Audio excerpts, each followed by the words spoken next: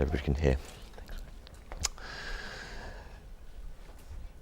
Great, thank you. So I'm Revd Graham Hunter. I'm Vicar of St John's Church in Hoxton. The housing crisis, is it a crisis for the church, for the churches? I believe that the current situation regarding the unaffordability of housing in this city is a crisis for the churches. I believe it's a crisis of two kinds. Firstly, it's a pastoral crisis with two emphases.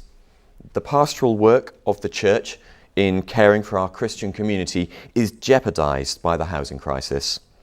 And the mission of the Christian community to respond with compassion to human need is stretched by the housing crisis beyond our capacity to respond. And I'll say a little bit about both of these in a moment. But secondly, we also face a crisis of theological imagination. Our vision of the good, of the new creation and the kingdom of God is overshadowed by the dark hopelessness and powerlessness that we experience in relation to the housing crisis. And this can leave us suffering despair and apathy, and can in time begin to alter our fundamental theological vision if we're not careful. But let me say something first about the pastoral crisis.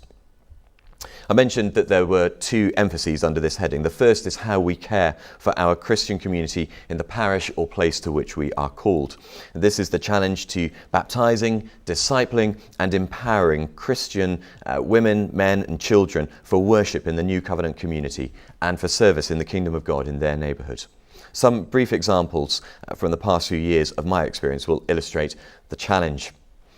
In the autumn of 2013, a father and son, a single father uncommonly, and his son arrived at our church and began to integrate and affiliate, form friendships, and sought me out to speak about baptism.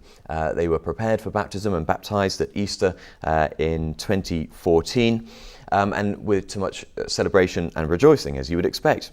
A few months later, they were peculiarly absent from church and weren't around for a while. I tried making contact and didn't get anywhere. And only after 6 months did I finally discover that they had moved, funnily enough, down here to Woolwich Arsenal area from Hoxton. The reason? Well, it turned out that the time they were with us, they were sofa surfing. They were staying on some friend or relative's couch and they had to move for another reason. They're now living in Leytonstone. Schooling, integration into the Christian community, deeply affected. Mother and daughter, #1, living in temporary housing, experiencing debt from payday loans, experiencing poor accommodation with the constant threat of that temporary accommodation being removed. By a miracle, great answer to prayer, was offered housing in a new social housing scheme. But it came with no white goods. Where was she going to get the money to buy a fridge freezer and a cooker? Having finally become free of payday loans and debt, how was she going to be able to afford this? Mother and daughter, #2.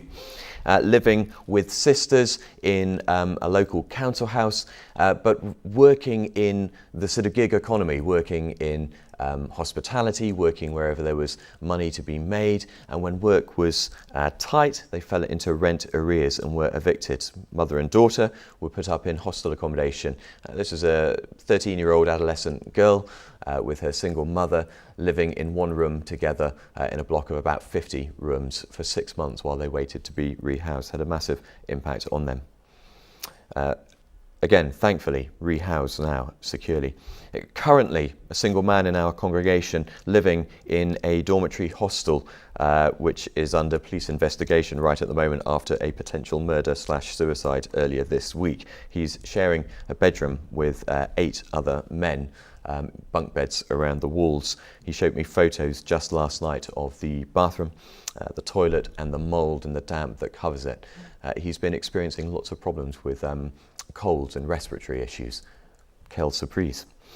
And a family in our parish who bought their house under the right to buy scheme,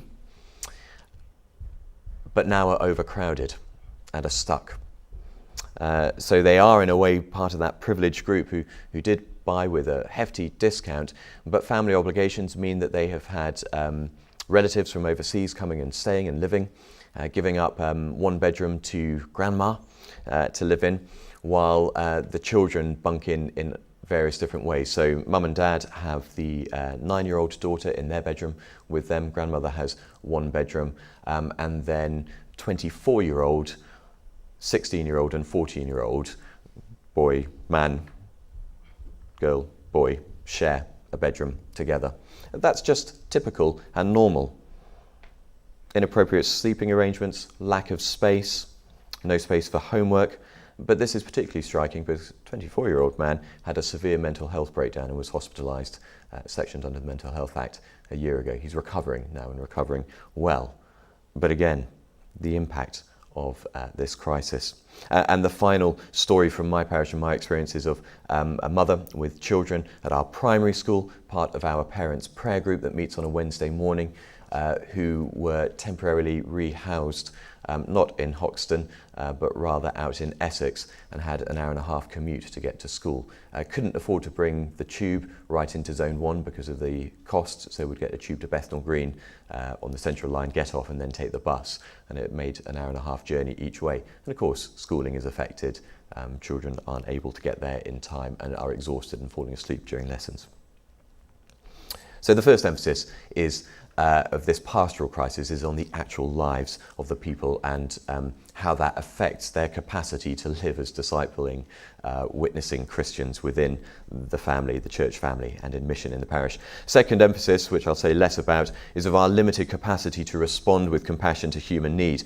So our church would love to find a way to engage with the Syrian refugee hosting schemes, but we don't have any private landlords. Nobody's got anything that they can offer. There's no way to share in that way. It's not a wealthy congregation. When members of Friends are experiencing homelessness, it's hard for members to respond as they have limited space themselves. There's the sympathetic kind of tilt of the head, a shrug of the shoulders, and the offer to pray. Not nothing, but not all either. So a pastoral crisis, and secondly, a theological crisis. And I think it's important to begin with a recognition that in terms of our theological vision, there is an ambiguity and an ambivalence in the biblical witness to the nature of homes. Abraham is called to leave his home and to go to a new place of settlement, and the experience of being a nomadic, journeying, sojourning people continues throughout the Bible.